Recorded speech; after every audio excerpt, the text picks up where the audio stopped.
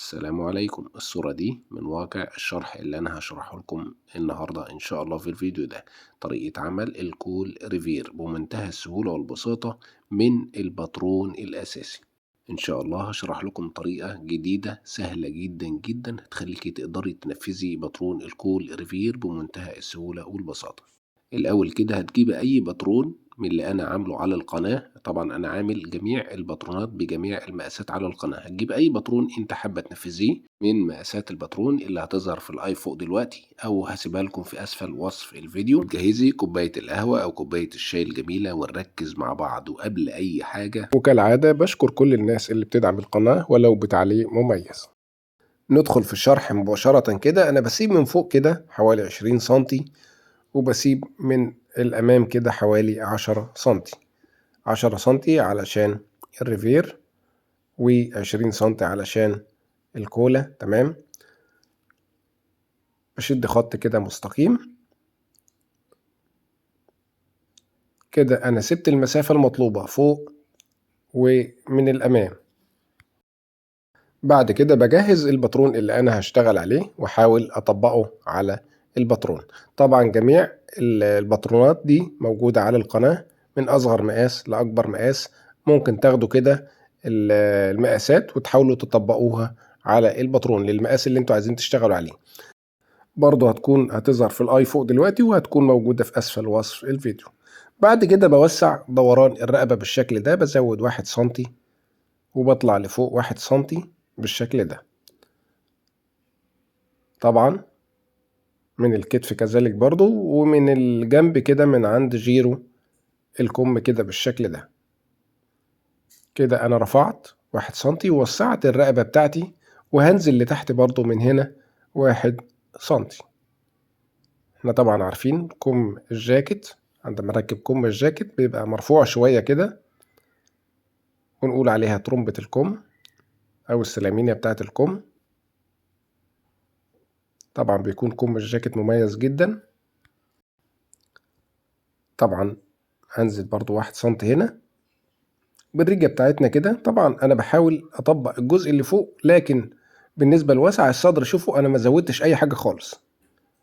وهنزل لتحت برضو بالشكل ده. طبعا باترون الكولر ريفير أو الجاكيت النسائي باترون سهل جدا. بزود من الجنب برضو 1 سنتي كده. طبعا ده بخلاف الخياطات. لسه احنا برضو عندما تيجوا تقصوا هنسيب للخياطات برضو. الرجة بتاعتنا بنستخدمها بنفس الطريقة كده. الطريقة دي ممكن تستخدموها في جميع الملابس النسائية، زي الكول ريفير أو الكول شال أو الجاكيت أو البالطو. كل الكلام ده بنستخدم نفس الطريقة. كده احنا عملنا الأساس، وسعنا دورنا الرقبة شوية، ورحلنا الكتف لجهة الكم قليلا. بعد كده بشوف أول زرار أنا هبدأ بيه فين. يعني مثلا أنا عايز الفتحة بتاعة الريفير لحد فين، وليكن أنا هطلع من فوق الخصر كده حوالي 6 سنتي بالشكل ده. طبعا ده أهم شيء تحددوا انتوا هتشوفوا فتحة الريفير لحد فين. بعد كده بطلع بسيب كده حوالي 2 سنتي دول اللي هيكسروا اللي الريفير هينكسر عليهم. ما ينفعش ان اسيب اللياقة اكسر على اخر اللياقة على طول، علشان الدنيا مش هتظبط معايا خالص. بعد كده بطلع حوالي 2 سنتي ونص بالشكل ده.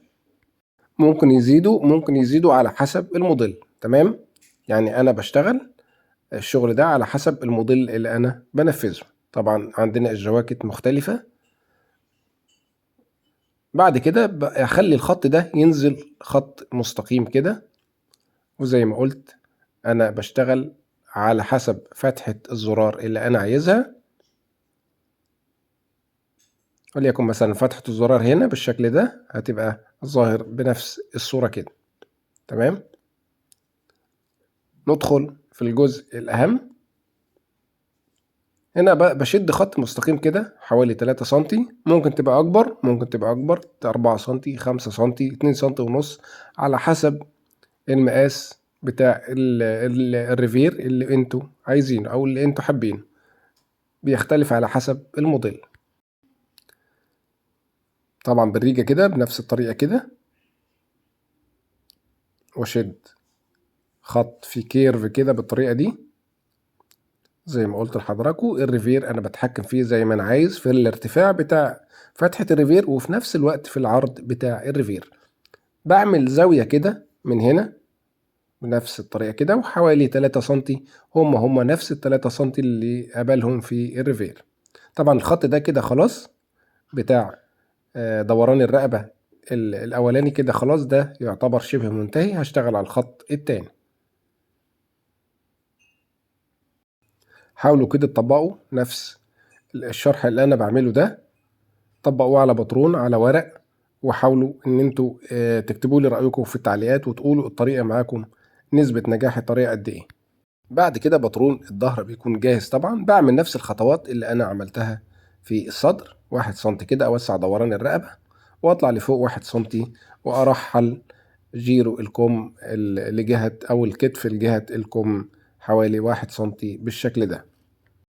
بكرر تاني، الناس اللي ما بتعرفش تعمل باترون أساسي، الدروس هسيبها لكم في أسفل وصف الفيديو، كورس كامل من أول درس لآخر درس، من أول طريقة أخذ المقاسات لحد الفينش النهائي بتاع الخياطة. تمام؟ اللي حابب يشاهد الدروس يشاهد بالترتيب للإفادة علشان الدروس مرتبة ترتيب جيد. نفس الخطوات زي ما عملت في الصدر بعمل هنا، بطلع من فوق، لكن العرض بتاع الظهر ما بزودش فيه أي حاجة خالص علشان الجاكيت ما يبقاش مبهوأ معايا أو يبقى معاه باب. أنا نزلت برضو في جير الكم، نزلت 1 سنتي بالشكل ده زي ما حضراتكم شايفين كده. هنا برضو في الجنب بزود 1 سنتي زي ما عملت في الصدر بالضبط. دوران الرقبة زي ما قلت الخط الأولاني خلاص يعتبر ملغي، لكن بشتغل على خط دوران الرقبة التاني. طبعا بنشكر كل الناس اللي بتدعم القناة سواء بمشاهدات أو بتعليقات جميلة أو بمشاركة للفيديوهات. طبعا احنا بنتمنى إفادة الجميع اللي بيدينا دافع ان احنا نقدم الأفضل، عايزين الكل يستفيد.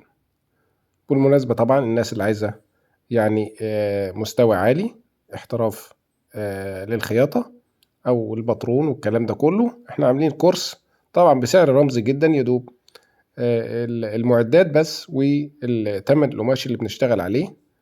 طبعا اللي حابب ينضم لينا هسيب لكم رابط الواتساب في أسفل وصف الفيديو أينما كنتم في جميع أنحاء العالم. تمام؟ حابب ينضم لينا إن شاء الله تحت أمر الجميع. في الظهر هنا طبعا أنا لازم بعمل تجسيمة كده في الظهر علشان الكيرف اللي في الظهر، العمود الفقري طبعا مش نازل مستقيم استقامة واحدة، لازم بيبقى عالي من فوق كده ويبقى داخل لجوه. لازم ان انا بعمل التجسيمة دي علشان تديني شكل الجاكيت كده، تجسيمة الجاكيت او البليزر او البلطو ايا كان. طبعا بتكون النتيجة مبهرة. هنا علشان اعمل الكولة بقى باخد دوران الرقبة بتاع الظهر بالشكل ده، طلع معايا 10 سنتي. ال10 سنتي اللي انا اخدت مقاسهم هناك هقيسهم هنا كده الاول. طبعا انا بشتغل زي ما بقول على الخط التاني، نفس ال10 سنتي اهمت بالشكل هنا كده، ازودهم على هم دول قيمة دوران الرقبة بتاع الظهر، علشان لما تقصوا الياقة او تعملوا باترون الياقة وتيجي تركبوا الياقة يطلع الباترون معاكم مظبوط بنسبة 100%. هعمل خط مستقيم بالشكل كده او تعامد بالشكل ده، واشد خط عمودي ده كده بيبقى حوالي مثلا 7 سنتي، وده طبعا بيتوقف على حسب الموديل وعلى حسب عرض الياقة اللي أنا عايز أنفذها. بقيس هنا 7 سنتي، ممكن يبقوا 6 سنتي، ممكن يبقى أكبر على حسب الموديل. الكلام ده كله يعني علشان تبقوا فاهمين طريقة الشغل عاملة ازاي. كده أنا رسمت الكولة المقاس بتاعها مظبوط وصحيح بنسبة 100%. طبعا الدوران بقى بتاع الظهر عامل ازاي، فيه كيرف طبعا او دوران. هعمل ايه انا بقى؟ هحاول اعمل تعديل بسيط كده، هنزل لتحت 1 سنتي من هنا وانزل من فوق 1 سنتي واحاول الف الكولة بالشكل ده كده اهو، علشان في التركيب تبقى مظبوطة ومريحة في اللبس في نفس الوقت. وانتوا بتشاهدوا الفيديو كده قولوا اللهم صل وسلم وبارك على سيدنا محمد وعلى آله وصحبه وسلم تسليما كثيرا طيبا مباركا فيه. بنلف دوران الكولة بالشكل ده علشان الدنيا تبقى مظبوطة وتمام معانا كده. الكولة بتاعتنا بقت مظبوطة وتمام. زود 1 سنتي هنا علشان لو الكولة هتبقى نصفين، في بعض الناس بتعمل الكولة نصفين وفي بعض الناس بتعملها الكولة قطعة واحدة. الكلام ده كله لازم تبقوا واخدين بالكم منه. بعد كده بالنسبة للكولة دي كده أنا علشان أقصها كده طبعا هتطلع تبقى غير دقيقة، فأنا هعمل إيه؟ طبعا ممكن تشوفوها، وممكن طبعا لو القماش يعني أو الورق غامق كده هتعمل إيه بقى؟ نجيب أي حاجة حادة كده وليكن قطع معدنية أو أي حاجة حادة، وأحاول إن أنا أحدد كده بحيث إنها تبقى ظاهرة معايا تحت، وأحاول أرسمها وأقصها على نفس التحديد ده. دوران برضو كده لو عايزين الديل بتاع الجاكيت أو البليزر من تحت كده يكون مدور، بزود هنا 3 سنتي برضو 3 سنتي دول علشان بعمل التانية بتاعة البليزر تكون يعني نضيفة كده مع البطانة والدنيا تبقى معانا تمام كده. ما شاء الله الدنيا معانا تمام. ونحاول ان احنا نحدد بقى او نرسم على اللي احنا حددناه مكان الكولة بالشكل ده.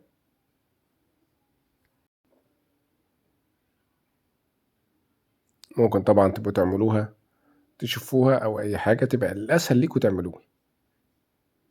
احنا طبعا بنحاول نقدم الاسهل ليكوا، طبعا بنحاول ان احنا علشان نبسط لكم كل حاجة الدنيا ما تبقاش صعبة علشان ما تزهقوش. احنا عذرينكم عذرين الناس اللي بتتعلم. بعد كده بزود 1 سنتي داير ما يدور كده قيمة الخياطة بالشكل ده كده. انا خلصت الكولة او الياقة. نقص. طبعا في الفيديو ده هقدم لكم جميع الطرق بتاعت قص الجاكيت او الكول ريفير او البليزر. حتى لو عايزين تعملوا بنسة طبعا طولية مفيش مشكلة برضه هعملها لكم كل حاجة ان شاء الله. الناس ما تطلعش من الفيديو وتشاهد الشرح للنهاية علشان اللي جاي مهم جدا، يعني الجزء اللي جاي ده مهم جدا جدا.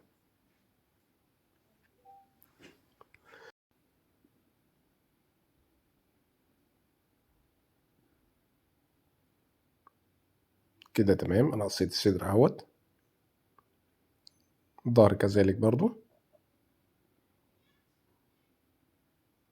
لازم ناخد بالنا يا جماعة ان احنا لو هنقص على القماش بنسيب طبعا قيمة الخياطات لسه. نجرب بقى ونشوف اللياقة بتاعتنا عاملة ازاي. ده اللياقة هتركب كده بنفس الشكل ده. لو هنلزقها كده بأي حاجة ده اسمه صمغ بنفس الطريقة. التركيب طبعا بيبقى ايه بخلاف 1 سنتي اللي انا سايبه على الكولة او الياقة بالشكل ده كده. طريقة تركيب الياقة هتبقى بالشكل ده. ندخل في الأهم بقى الفترة الجزء اللي جاي ده يبقى مهم جدا. عندي دوران الرقبة ده بتاع الظهر هي نفس علشان تشوفوا شغلكم مظبوط ولا لأ، وتشوفوا عندما تيجي تركبوا اللي هي هتطلع كبيرة أو صغيرة. تتلاشوا كل الكلام ده. بصوا ما شاء الله تمام كل حاجة مظبوطة بنسبة 100%. لا إله إلا الله وحده لا شريك له، له الملك وله الحمد يحيي ويميت وهو على كل شيء قدير. بالنسبة لبطرون الكم احنا بنزود قيمة السنتي 1 سنتي اللي احنا زودناه في الصدر والظهر نزوده في الأكمام برضو كده كذلك داير ما يدور.